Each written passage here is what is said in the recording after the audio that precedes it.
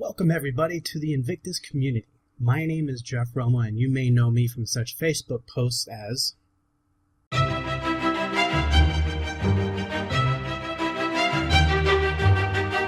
I am super stoked to be introducing to you the next game system in our community-driven series, Dungeon World.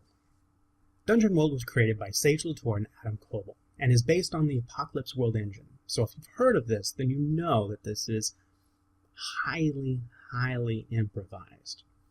And what that centers on is a narrative thread, something that I'm hoping to put out there for the players to follow. It's a potential story that they can follow in the course of their adventure. I said potentially, yes. And that's because I'm putting this together with the players. Not only are we going to go through character creation together, we're also going to get together and put this world, we're going to put some flesh onto the bones. So you'll find me asking a lot of questions during gameplay owing to the collaborative nature of Dungeon World. So keep an ear out for it. It's a little bit of a different experience than what you might have seen in the past. So here we go. Let's take a look at some of the steps that it takes to play this game. I think we will start off with character creation. Why the heck not? So here we go. First off, we're going to start choosing a class. You're going to find a lot of your standard stuff here, like you would see in Dungeons & Dragons or Pathfinder, any of those fantasy level games. You'll have your fighters, your wizards, your clerics, your thieves, and your rangers. There's a couple tried and true classes that we're used to seeing, like Barbarian and Druid. A little bit different, got a bit of a different spin on them.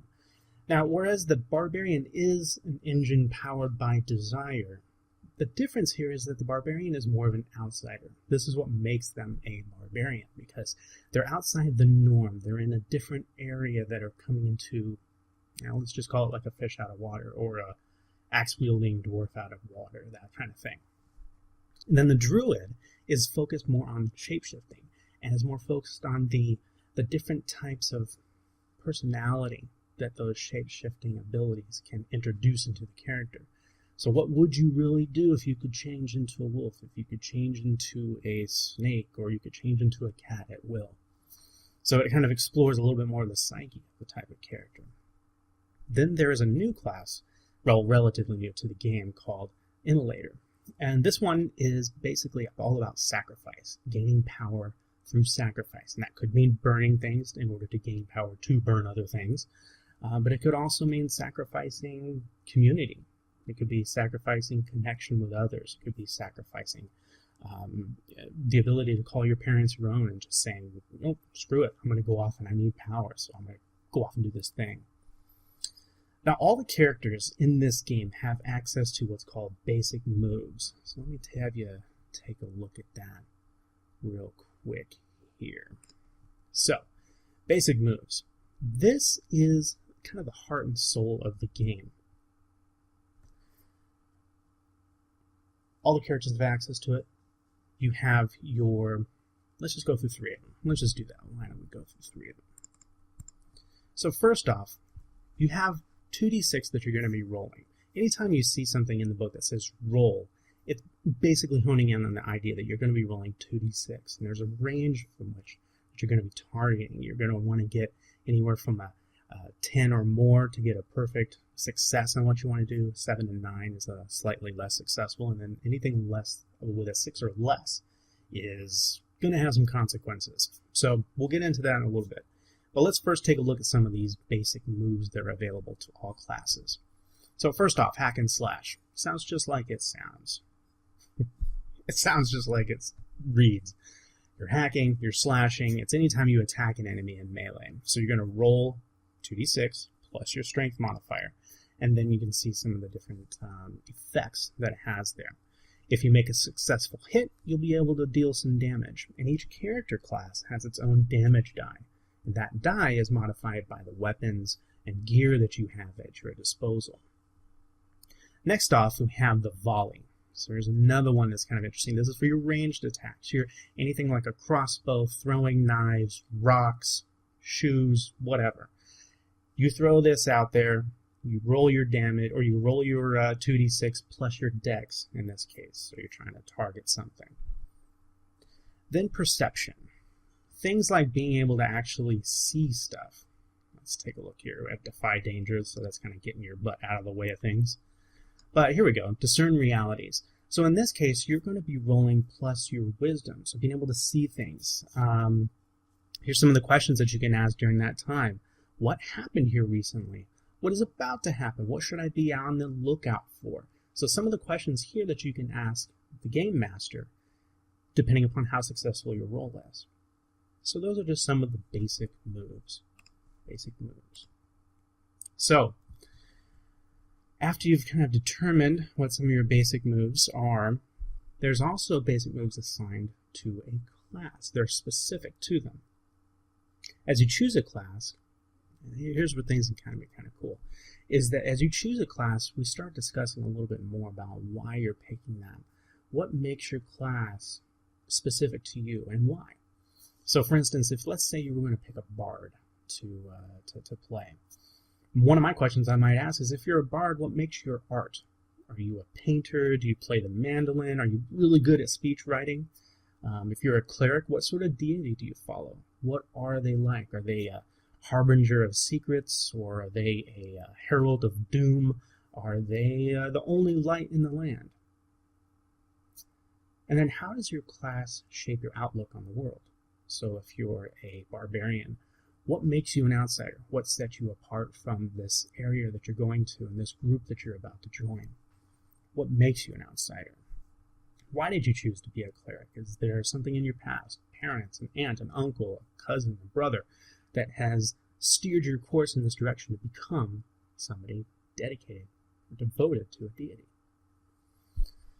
So next up, we want to take a look at race.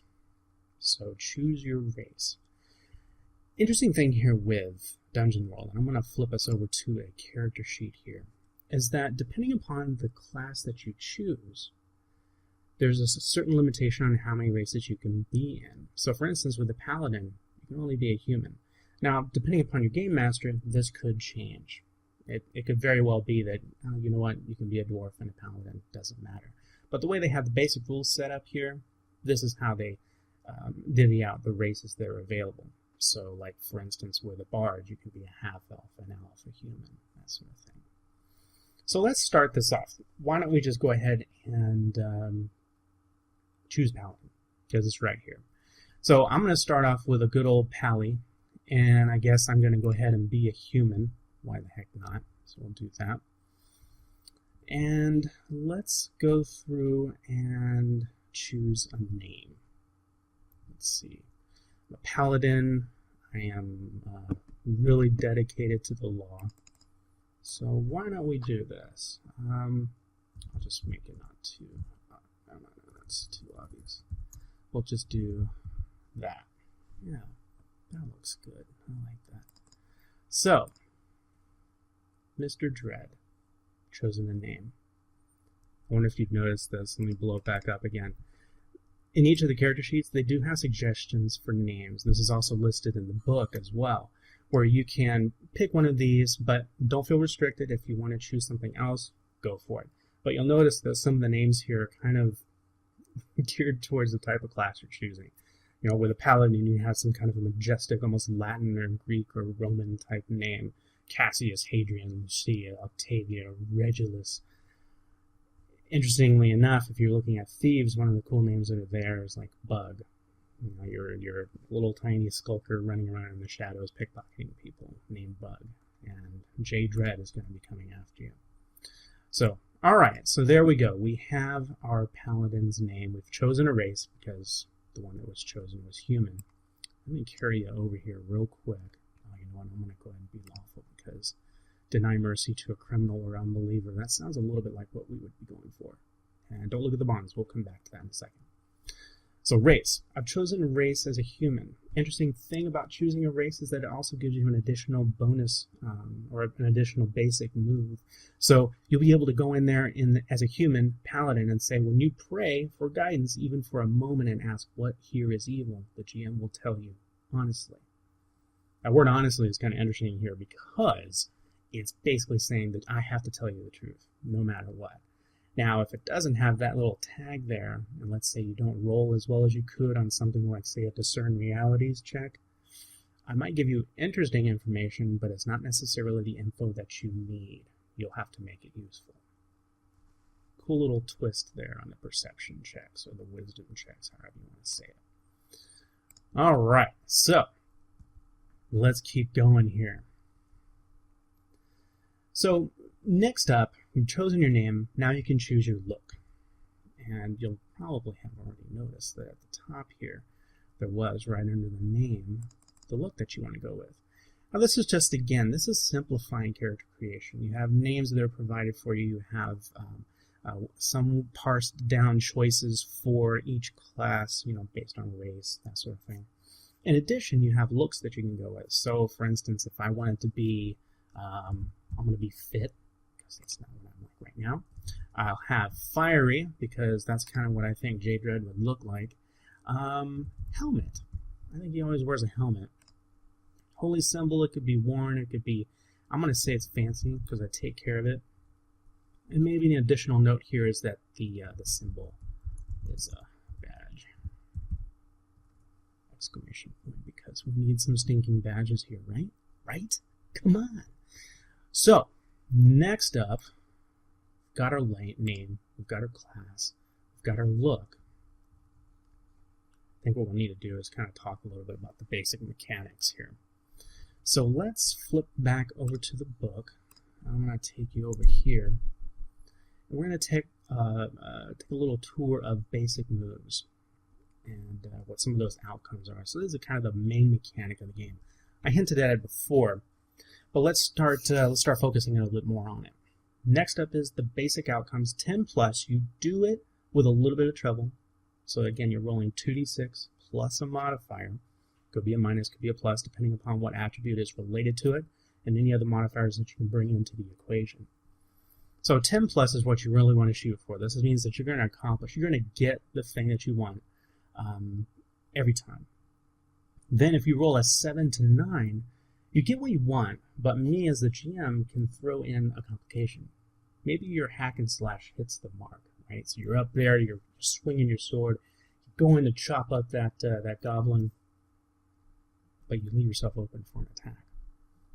So it's a little bit of a turnaround, a little bit of a twist to your success. Again, you get the thing you want, but there's consequences. There's a little bit of a complication there. Then you roll a 6 or less. Things don't look too good. You don't get what you want, but here is a really cool mechanic of this game, is that you get experience points. So every time you fail at a particular roll, you get XP. You get a point, and it's kind of like you're basically learning from your mistakes. Now, the GM does make a move against you, and you've seen the basic moves out there. I'm not going to peer behind the curtain, as it were, right now, because I know my players are going to be looking at this. But you have basic, or I have basic moves as a GM, or if you're going to be game mastering the Dungeon World. You have basic moves that you can use against your players, and this is where you can bring them to bear full force. So, yeah, you fail, but you gain XP, and you get closer to that next level. But I get to do stuff. So, that is your basic mechanics on everything that's in Dungeon World. Different dice that you might use, a D6, a D8, a D4, those are going to be related to damage, certain effects, but for the most part, 2d6 is where your home is going to be. You're always shooting for that 7 to 9. Mathematically, law of averages, okay, I don't know math very well, but I have heard that more often than not, you get the 7 to 9. So if you don't, then throw the dice away. They might be cursed. So next up, let's start choosing some stats. We'll flip back over to the character sheet. Now, actually, you know what? I changed my mind. I want to take you over to the game book. Choosing your stats. So this way you guys can all kind of read it at your leisure. Assigning your stats here, they give you a predisposed set of numbers. So you can start taking a look at what your basic moves are, what your character class is, and try and figure out, okay, where should you be divvying up these points? The higher numbers, like for instance, if I'm a paladin, charisma might be an important thing. Constitution would obviously be an important thing, to where I could start getting some bonuses off of that. Alternatively, though, you can roll a 3d6. You can go traditional and either do it straight down the line. You're looking at the same types of attributes that you would normally see in Dungeons and Dragons, Pathfinder, etc. Strength, Dex, Con, Int, Wiz, Charisma. Because I don't want to say Ka. Charisma. So, again, 3d6 down the line, you have some predisposed numbers that you want to use. Balance your entries according to your class. Again, very D&D. And the attributes have corresponding modifiers that will be enhancements towards, or detractions, depending upon where you put that 9 or that 8, or that 8, I should say, against some of the things that you want to do. So, like for some basic moves, like Spout Lore, you're using your Wisdom. For intelligence. For Discern Realities, there's your Wisdom. Parlay, which is when you're trying to make an agreement, when you have leverage on a person or an NPC, you would use your Charisma, etc. So let's take a quick look at the modifiers here. So pretty standard fare. 1 to 3 is a -3, very weak. But again, your lowest number in cases where you're playing it through the numbers that are provided, the stat numbers that are provided, is going to be a -1. That's going to be your 8. Everything else is a 0, a +1, a +2, with a maximum setup of 18. No attribute can go higher than that.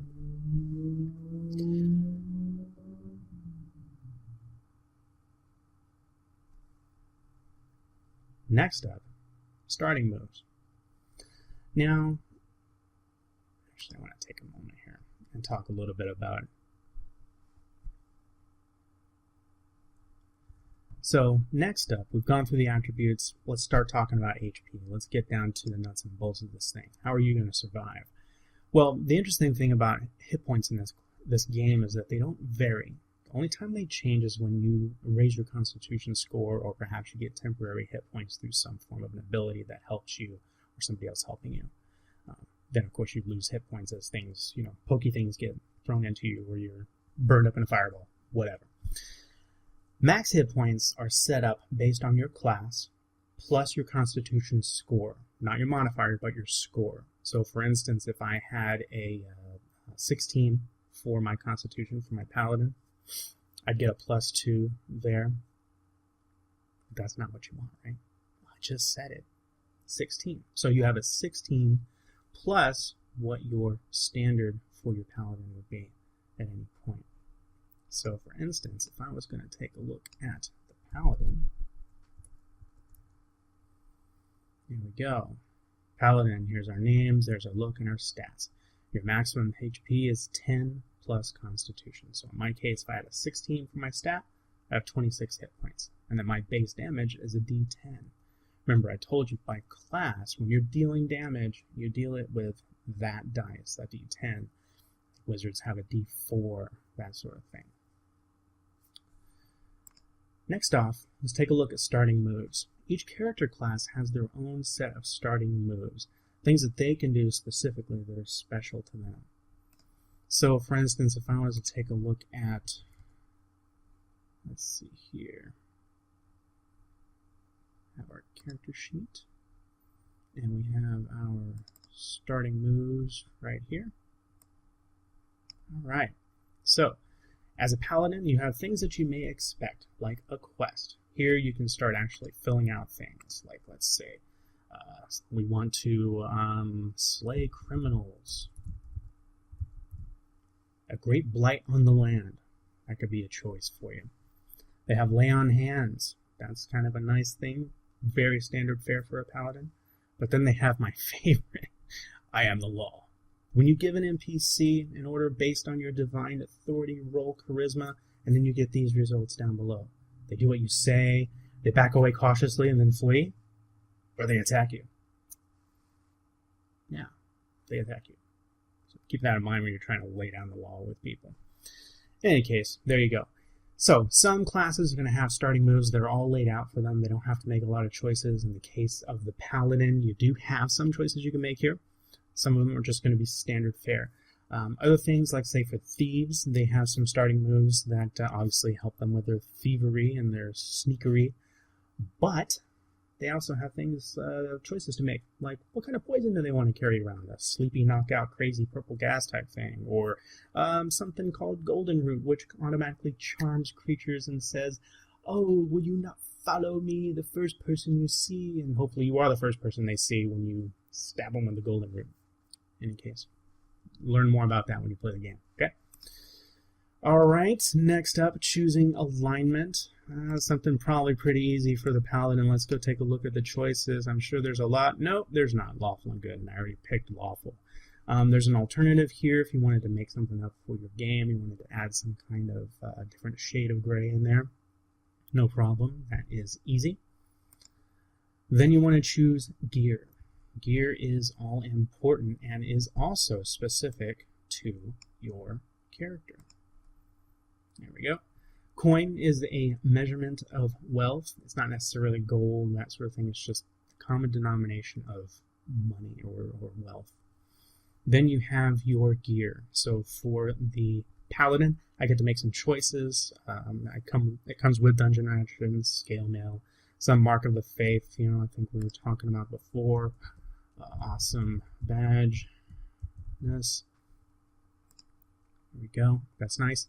Choose a weapon. I can have a halberd, poking things at a distance, two-handed. Oh, look at that. 2 weight. What the heck does that mean? I'm glad you asked. Weight is basically the measure of how much you can carry, whatever your load is. And if you exceed your load, then you're going to start having some difficulties making standard rolls. Even your basic moves can have some kind of implication with them. So monitor how much weight you have. And again, it's not pounds, it's not kilograms, it's not rocks. It's basically just a measure of weight on any given object that you have. So keep that in mind as you start picking your gear. Now you've gone through and you've done some of the mechanics, right? You got your character class, you've chosen the type of character he's going to be or she's going to be. You've chosen the alignment, your name, your look, all this stuff is great. But during this whole process, hopefully you've been sitting around the table and conversing with your fellow players and your game master.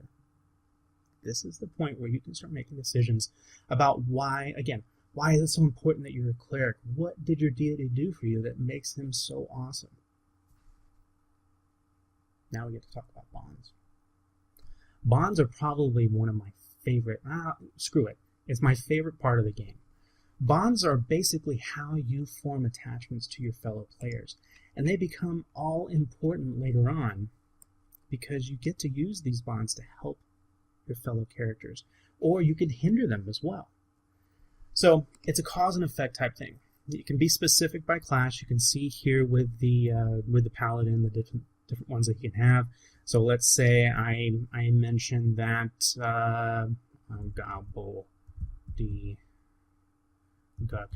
Gobbledygook is his misguided behavior endangers their very soul. So whatever this guy's doing, he's going to be screwing around too much, and as a paladin, I have to do something to turn them around. So there's a cause and an effect with this, with the bonds. So it can be specific by class. The halfling is always in danger. I have to protect them. So there's a cause and an effect. The bonds are really important, so make sure you discuss this between the party members to come to an agreement. The people who are involved in the bond need to be involved in agreeing to that bond. If, let's say, the halfling is really artful and not prone to being endangered, they may disagree and say, no, that's not what I feel. Or they may say, you know what, I never think that I'm in danger. I think I'm just wandering off and being really artful and dodgy and all that stuff. But the paladin sees it a different way. They see them as being always in danger and being reckless and being crazy. So there the bond could work. So how does that impact the game? I was talking about how it can help or you can hinder somebody. Well, these bonds, they can add subtract from their roles, like basic moves, like the basic move aid or interfere. In this case, let's say the halfling, the artful dodger, is heading towards a door, and they're going to pick the lock, but the paladin always knows that every time this person picks a lock, they set off a trap. They manage to dodge out of the way, but sooner or later, they're going to get in trouble. So the paladin may distract them somehow. Maybe set them up to fail by, when the thief is asleep, they sneak over and they take the thieves' tools. That could be a -1 to their roll because they've realized they don't have the thieves' tools, but they still have to get the job done. Or they can say, you know what, I've got to help them. I've got to make sure this is very successful. So something that could distract the halfling when they're picking the door lock, the paladin could maybe stop a guard from coming around the corner and go over and talk with them and explain to them their duty to follow the law, that sort of thing. Whatever. In this case, they get a +1. And they have these things called +1 forward or +1 ongoing. You can take a look at this in the moves section. In fact, we'll just duck over there real quick. Let's see here. So some moves use the phrase deal damage. Some moves take a +1 forward. And you can read a little bit there while I chit-chat about what this means for a character. So yeah, so +1 going forward means that they'll be able to use this on a particular skill test. +1 ongoing can be an ongoing thing. It may last a certain day or the duration of a spell, that sort of thing. But again, it's that aid or interfere move that can be exercised through the bond. And multiple bonds can come in together as well. So let's say another character in the group has another bond with a thief that will help them break into this door. Well, there you go, you get another +1. So now it's time to play. It's time to jump into this world. You've sat around, you've created the characters, you're now collaborating with the game master to find out why you're doing a certain thing. Let's say you're on an adventure, a mysterious quest, and you don't know what's going to happen. You can discuss what the opening scene is going to be, what the challenges might be, and then just lay it out and let the story unfold. It's time to play. So build the world together, build the mission together, set the scene, and just have fun. So, again, my name is Jeff Romo. I'm really super happy to be a part of this community. It's been such a great opportunity and such a great experience. How much just fun that we have out there. So jump out there on Facebook, get involved with the INVICTUS stream. And thanks a lot, you guys, for making this open. And thanks so much for Chris Lawrence for heading up the community. Really do appreciate it. So, without further ado, hopefully you're either watching this right before we're recording the game, or you're going to be watching this right before you jump into watching us play the game. And if you're a player that's going to be joining me at the table, I can't wait. I know that we're going to have a fantastic time. So, that's all I got, folks. Have fun, get out there, play games, watch Invictus, watch Dread, and as Chris says, see you around the table.